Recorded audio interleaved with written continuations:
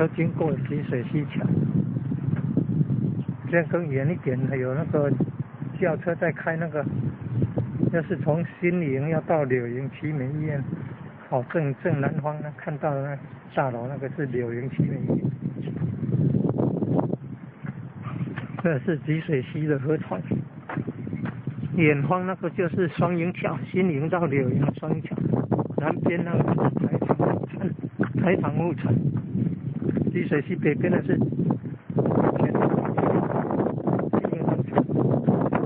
营会场。看那个集水溪畔，集水溪河床，很多种植物诶，看连这个榕树都可以长